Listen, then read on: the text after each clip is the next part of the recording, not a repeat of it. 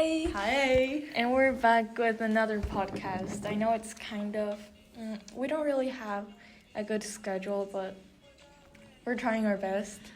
Today we're gonna talk about marine conservation. Yup. Okay, so, oh, by the way, this podcast has a new name. It does? It does! We talked about it! Remember Monthly Dose of Empathy is Monthly Dose of Empathy. Yeah, but I think we haven't, I don't think we did it monthly. Yeah, we don't do it monthly. Hold up. It's now... Just, let me see what spoken words. Spoken words, yes. That's what it's called. Because, sometimes we just talk about random things here, but... Allison told us to not. Yeah. Allison. Okay. Allison, if you're listening to this. How dare you? No, I'm just kidding. Love you, Allison. So, first we want to talk about why we need to preserve marine life. So, a healthy ocean regulates climate and reduces climate change impacts. Currently, we need to preserve marine life. Okay, first of all, whales are cute. Yes, and pink. Turtles. But that's just. But all jokes aside, we need to preserve marine life for a healthy ocean, and a healthy ocean regulates climate and reduces climate change impacts. We might do a podcast on climate change. Yep. So you should thank the Visco girls for saving the turtles. Oof. And I think everyone knows that marine life is important, but then they don't know directly why. Some of them. Yeah. So ocean currents distribute heat across the globe. They regulate temperature and the weather, and also absorb over 90% of the heat and approximately 30% of carbon dioxide emissions produced by human activities. Exactly. Whoa. Wow. Yeah, it plays a big role. Honestly, I didn't know the exact data before this podcast. I mean, who would memorize 30% of carbon emissions are? Yeah. Considering we're doing an IDU. I mean, because there's a lot of wildfires recently, and also a lot of human, I guess, artificial wildfires. Yeah. So a lot of trees are being cut down or destroyed, and what photosynthesis was usually brought on is now decreasing. So the ocean has taken responsibility of that. Yep. And so the problem, we need to talk about the problem. Okay, so the problem. So, I think everyone knows what the problem is. In school, I even remember we had posters that said don't use plastic straws, or remember when we had Earth Day or something, when we couldn't use plastic products? Oh yeah. Or So I think everyone is kind of aware of that. Yeah.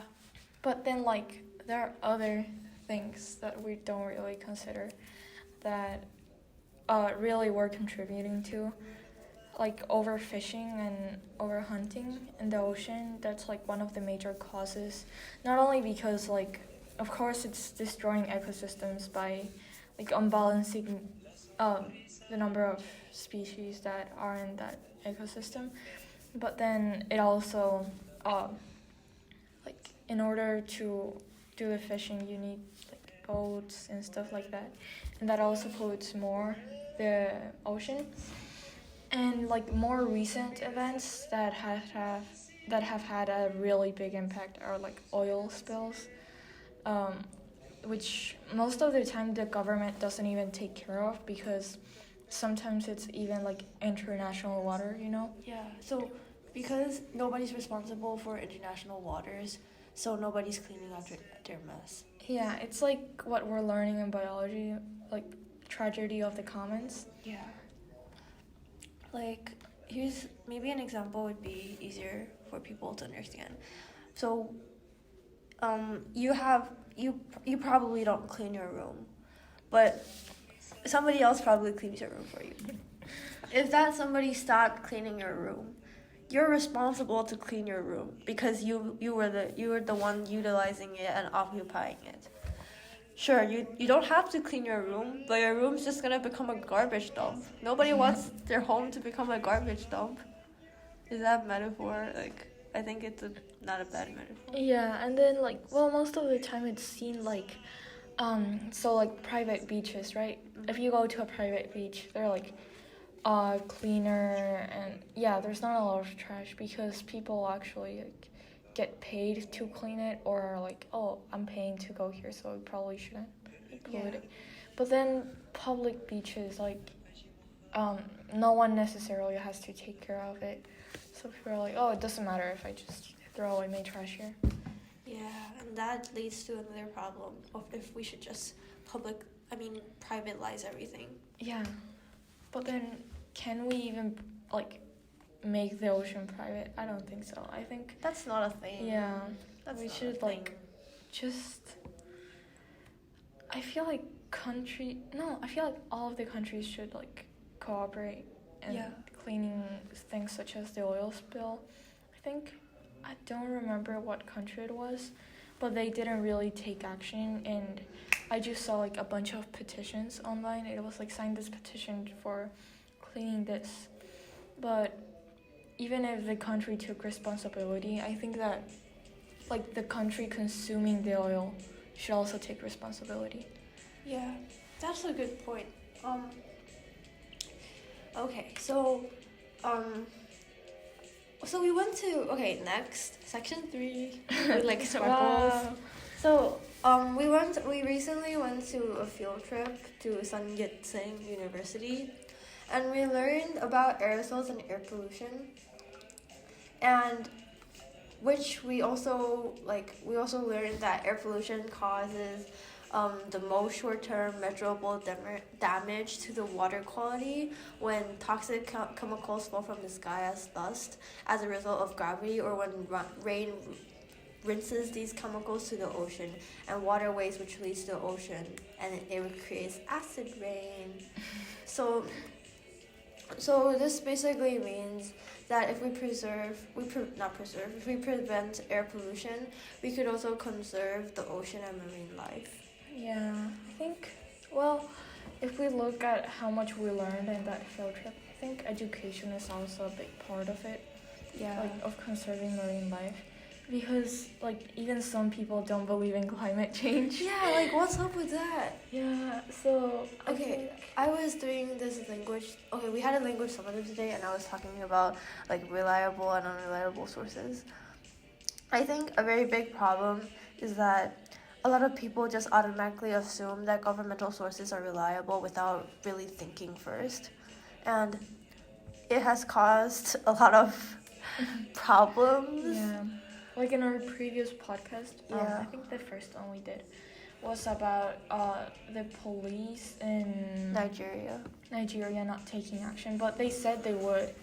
And like some people trusted that, or like mostly people internationally trusted the government source. Yeah. But they didn't really help, and I'm not sure if at this moment they disband SARC. I'm not sure either, but I think another problem is that I just want to talk about this for a second. Like, how dare them? They're like, they're trusted to be a responsible, a reliable, a source that can give its citizens the best what they need to their best of their ability, and they're just using that power.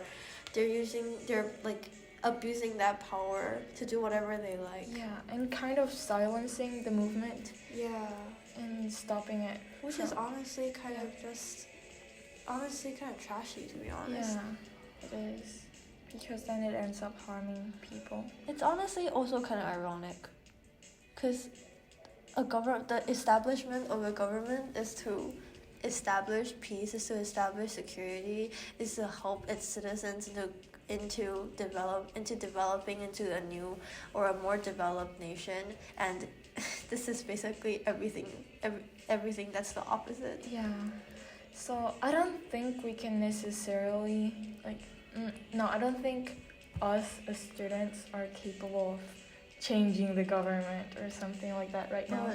Yeah. We can try our best. We all try our best. Yeah. We'll be the voices.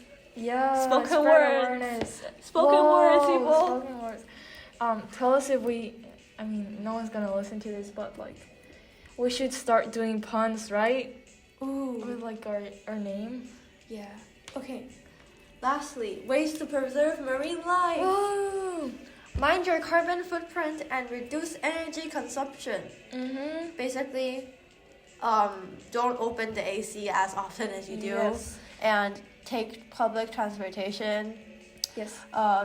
And Carbon comes from everywhere. Even now, like I'm learning about my IDU, and boom, did you know 30% of carbon emissions come from the construction industry? huh? Yeah. Really? Yeah, because like, well, No, I'm actually surprised. yeah, it is. You wanna see mine?